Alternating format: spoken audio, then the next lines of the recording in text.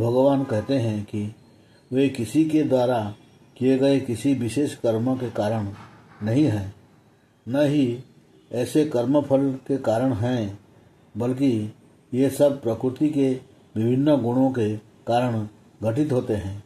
इसीलिए कर्मयोग के कार्यों को छोड़कर जीव द्वारा किए गए सारे कर्म स्वतंत्र इच्छा के दुरुपयोग से संपूर्ण स्वतः उत्पन्न कार्य है। इसलिए व्यक्ति को यह कभी नहीं सोचना चाहिए कि ऐसे कर्मफल किसी न किसी प्रकार सर्वशक्तिमान ईश्वर द्वारा निर्धारित है।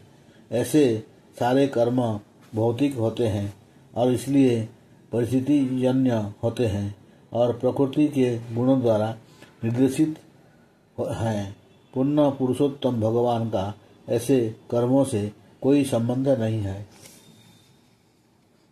इसी तरह कर्मयोगी प्रकृति के गुणों के बंधन से बहुत परे दिव्य पद पर सदैव विद्यमान रहता है, क्योंकि उसके सारे कर्म ब्रह्म पद को प्राप्त करने वाले हैं। जब व्यक्ति प्रकृति के गुणों से मुक्त होता है तो दृश्य जगत अपना आध्यात्मिक स्वरूप प्रकट करता है। जब जगत इस तरह आध्यात्मिक रूप में प्रकट हो जाता है तो प्रकृति के गुण उसकी आध्यात्मिक उन्नति में कोई बाधा उत्पन्न नहीं कर सकते। जब ऐसी बाधाओं को लांघ लिया जाता है तो व्यक्ति को परम दृष्टि प्राप्त होती है।